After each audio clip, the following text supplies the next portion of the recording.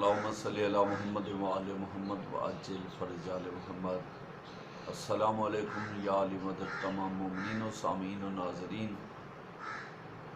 आज हम आपके लिए अज़ादारी व पुरसादारी व मातमदारी जो हम तमाम मोमिनीन या वो तमाम साहिबान जो मोहम्मद वाले मोहम्मद की वलायत व मवद्दत व मार्फत से अपने आमाल बजा ला रहे हैं, इनके अलावा अम्बिया और रसूल पैगम्बरान और दूसरी मखलूक़ात ज़मीनी व आसमानी ने भी मोहम्मद वाले मोहम्मद की मज़लूमियत व गुर्बत और उन पर ढाए जाने वाले सितम व जौर को सुनकर इन मज़लूम हस्तियों की, इन मज़लूम अज़वाते मुक़द्दसात की,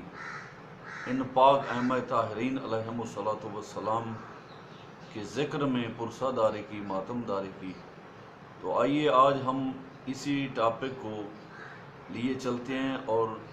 आपको बताना चाहते हैं कि अम्बिया में से सबसे पहले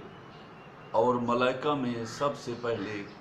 किसने गिरिया ज़ारी और मातमदारी की और अपना खून बहाया। तो हमारे इस टॉपिक की पहली हस्ती हैं हज़रत आदम और जनाब जिब्राईल अलैहिस्सलाम। किताब बिहारुल अनवार जिल्द नंबर 44 सफ़ा नंबर 242 से लेकर 245 सफ़ा पर ये मोहम्मद वाले मोहम्मद के अज़ादारान में से इस टॉपिक को तहरीर किया गया है, जिसमें हज़रत आदम अलैहिस्सलाम और जनाब जिब्राईल अलैहिस्सलाम के मुतल्लिक़ बयान है। तो आइए ये रिवायत पाक हम आपको सुनाते हैं। रिवायत की गई है कि जिस वक्त हज़रत आदम अलैहिस्सलातु वस्सलाम दुनिया में तशरीफ़ लाए तो जनाब हवा को अपने इर्द गिर्द न पाया। काफ़ी ढूंढा, तलाश किया और चक्कर लगाते लगाते जिस वक्त सरकार हज़रत आदम अलैहिस्सलातु वस्सलाम ज़मीन करबला पर पहुँचे तो निहायत अपने आप को गमगीन और मगमूम कर दिया। तो मालिक कायनात से सरकार आदम अलैहिस्सलाम ने बावाज़ बुलंद अपना ये सवाल किया कि ऐ परवरदिगारा, ये क्या कैफियत है कि मेरा सीना और मेरा दिल और मेरी सांस रुकी जा रही है और मेरा दम घटता जा रहा है और ऐसे महसूस होता है कि मेरे जिस्म में ताकत तक नहीं रही, मेरे पाँवों में लर्ज़ा जारी है और मुझे महसूस होता है कि इस कमज़ोरी और नातवानी की वजह से मैं गिर जाऊंगा। रिवायत में मनकूल है कि जिस वक्त सरकार आदम अलैहिस्सलातु वस्सलाम बिलखुसूस उस जगह पर जहाँ पर सरकार मोहम्मद मुस्तफ़ा सल्लल्लाहु अलैहि वसल्लम का नवासा जनाब ज़हरा सैन बतूल अतहर और सरकार अली इब्न अबी तालिब अलैहिस्सलातु वस्सलाम के फर्जंद अर्जमंद की कत्लगाह वाली जगह पर जनाब आदम अलैहिस्सलातु वस्सलाम पहुँचे तो जनाब आदम अलैहिस्सलाम को ठोकर लगी और जनाब आदम अलैहिस्सलाम मुँह के बल ज़मीन पर आ रहे। तो लबों से खून जारी था और जहाँ ठोकर लगी थी रिवायात में ये बयान किया गया है कि दाएं पाँव के अंगूठे पर चोट आई, खून जारी हुआ। तो जनाब आदम अलैहिस्सलाम ने मालिक कायनात से ये फरमाया कि ऐ मेरे रब्बे जलील, अब तो मुझसे कोई ख़ता सरज़द नहीं हुई, फिर भी मैं ये इल्तिजा करता हूँ कि परवरदिगारा, मुझसे कौन सा गुनाह सरज़द हुआ है कि ये मेरा खून जारी हुआ है, मैं गिर पड़ा हूँ,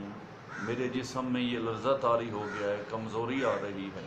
तो मालिक हातिफ़ गैबी की आवाज़ आई कि आए आदम अलैहिस्सलातु वस्सलाम, तुम इस वक्त उस जगह पर गिरे पड़े हो जहाँ पर सरकार रसूल करीम ख़त्मी मरतबत सैयदुल मुरसलीन हज़रत मोहम्मद मुस्तफ़ा सल्लल्लाहु अलैहि वसल्लम के नवासा को और अली बतूल के फ़र्जंद अर्जमंद को भूखा प्यासा आलम गरीबी में कत्ल کیا جائے گا، یہ وہی جگہ ہے۔ یہ فرمان لیے جناب جبرائیل علیہ السلام سرکار آدم علیہ السلام پر نازل ہوئے، تو حضرت آدم علیہ السلام نے جناب جبرائیل علیہ السلام سے پوچھا کہ اے جبرائیل، مالک کائنات کی طرف سے مجھے کیا حکم ہے، اور یہ حسین کوئی نبی یا پیغمبر یا امام ہے، مجھے تعارف کراؤ۔ تو جناب جبرائیل علیہ السلام نے کہا کہ اے حضرت آدم علیہ السلام، جناب حسین ابن علی علیہ السلام محمد مصطفیٰ کے نواسے ہیں، اور امامت میں سے تیسرے امام ہوں گے جن کو یزید پلید لعین کی فوج نہایت ظلم و تشدد سے گوسفند کی طرح اسی جگہ پر ذبح کرے گی، اور وہ بھوکا پیاسا شہید ہوں گے۔ تو جناب آدم علیہ السلام نے کہا کہ اے جبرائیل علیہ السلام، میرے اوپر عبادت کے طور پر یا اعمال کے طور پر ابھی مالک کی طرف سے کیا حکم ہے؟ تو جناب جبرائیل علیہ السلام نے کہا کہ مالک کی طرف سے آپ پر یہ حکم نازل ہوا ہے کہ تم، یعنی اے آدم علیہ السلام، یزید ملعون اور اس کے جتنے بھی دوست داران ہیں اور اس کے لشکر والے ہیں، ان پر تم 4 مرتبہ لعنت کرو، اور تمہاری لعنت جو ہے وہ ارد گرد جتنی بھی میری مخلوقات آسمانی ہے یا زمین میں خفیہ ہے وہ آمین کہے گی۔ تو جناب آدم علیہ السلام نے یزید اور اس کی فوج پر 4 مرتبہ لعنت کی۔ اور اس کی دوسری روایت یہ ہے کہ صاحب در ثمین نے تفسیر میں لکھا ہے کہ جس وقت جناب آدم علیہ السلام کو مالک کائنات نے یہ آیت مقدسہ کے مطابق حکم دیا، فَتَلَقَّىٰ آدَمَ مِن رَبِّهِ کَلِمَاتٍ، تو جناب آدم علیہ السلام نے عرش پر لکھے ہوئے ان اسماء کی جس وقت زیارت کی اور وہ کلمات اپنی زبان اطہر پر جاری کیے جو انبیاء اور رسل و پیغمبران کے ساتھ ساتھ خصوصاً بالخصوص کچھ روایات میں صرف اتنا ہی ہے کہ وہ 4 معصومین کے اس میں گرمانی تھے۔ تو جناب آدم علیہ السلام نے ائمہ طاہرین 4 معصومین علیہم السلام کے نام پاک اس طرح کچھ پڑھے جو ہمارے لیے ایک معتبر دعا کے طور پر بھی ہم اپنے ذکر میں ہمیشہ بیان کرتے رہتے ہیں، اور یہ دعا پاک نہایت ہی مستند، معتبر اور بہت سے غموں اور حاجات اور مسائل کا حل بھی ہے، اور وہ یہ ہے: اللہم یا حمید و بحق محمد، یا علی بحق علی، یا فاطر و بحق فاطمہ، یا محسن بحق الحسن، یا قدیم الاحسان بحق الحسین علیہ السلام۔ تو آدم علیہ السلام کی زبان اطہر پر جس وقت سرکار حسین بادشاہ کا نام آیا تو جناب آدم علیہ السلام نے کہا، اور جیسے ہی حضرت آدم علیہ السلام کے لب پر نام حسین آ گیا تو دل میں تکلیف شروع ہو گئی اور آنکھوں سے آنسو جاری ہو گئے، اور کہا کہ اے جبرائیل، یہ 5واں نام میں جس وقت میں نے اپنے لب پر جاری کیا ہے میرا دل گھٹنے لگتا ہے اور آنکھوں سے بے ساختہ آنسو جاری ہو جاتے ہیں، اس کی کیا وجہ ہے؟ تب جبرائیل علیہ السلام نے جواب دیا کہ محمد مصطفیٰ کے یہ فرزند ہیں، نواسے ہیں، اور علی و بطول علیہم السلام کے بیٹے ہیں، اور ان کو بے دردی سے قتل کیا جائے گا کہ اس کی مصیبت اتنی بڑی ہوگی کہ دنیا میں آنے والے ٹائم میں کوئی ایسی مصیبت نہیں ہوگی، اور نہ ہی گزشتہ وقت کے گزرنے میں وہ شمار ہوں گی۔ حضرت آدم نے کہا، بھائی جبرائیل، ذرا مجھے تفصیل بتاؤ کہ حسین کو کس طرح اور کون قتل کرے گا؟ تب